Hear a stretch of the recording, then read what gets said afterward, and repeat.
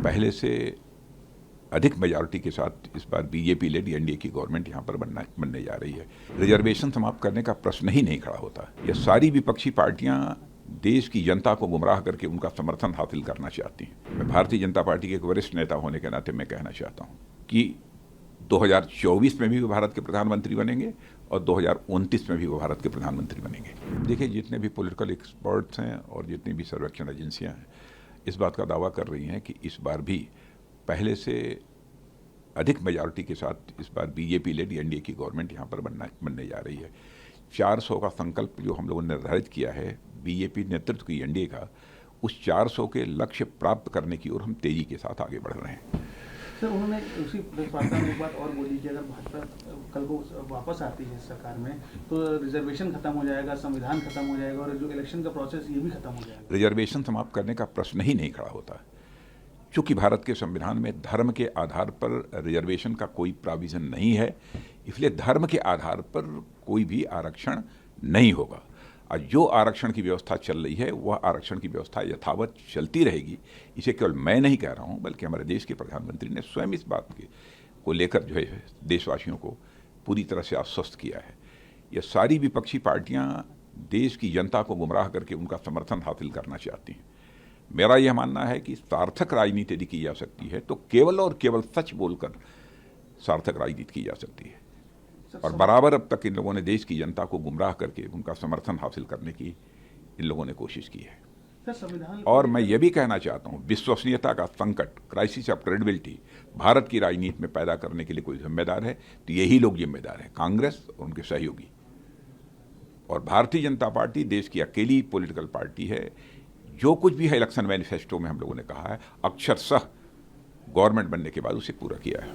Sir, संविधान को लेकर काफी टिप्पणी भी बोला था और केजरीवाल जी ने बोला कि भाजपा आएगी तो संविधान खतरे में है, खत्म हो जाएगा। संविधान में सर्वाधिक यदि संशोधन परिवर्तन यदि किसी इन लोगों ने किया है, यहाँ तक कि संविधान की जो आत्मा होती है उसके बारे में हमारी संविधान सभा के सभी सम्मानित सदस्यों का यह एक मत था कि संविधान में संशोधन थोड़े बहुत जो भी समय पर हो सकते हैं, समयानुसार होते रहते हैं, लेकिन उसकी आत्मा में कोई परिवर्तन नहीं किया जाना चाहिए, प्रियम्बल में कोई चेंज नहीं होना चाहिए।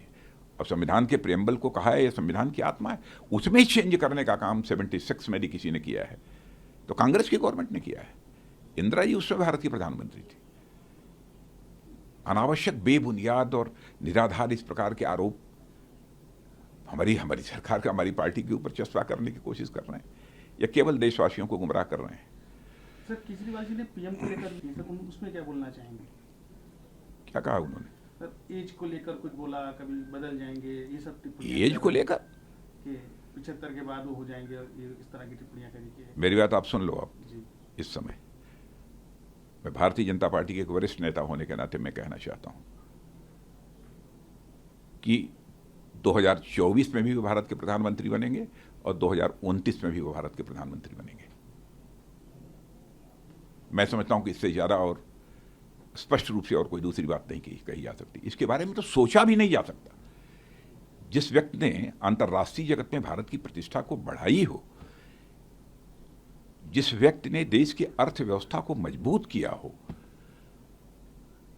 और एक सर्वाधिक तेजी से आगे बढ़ने वाली हमारे देश की अर्थव्यवस्था है, जिसको लेकर इंटरनेशनल फाइनेंशियल फर्म्स भी अब इस बात का दावा कर रही हैं कि जो भारत 2014 तक इकोनॉमी की साइज के मामले में दुनिया के देशों में 11वें स्थान पर था, आज वह जंप लेकर मोदी जी के शासनकाल में 5वें स्थान पर पहुंच गया है।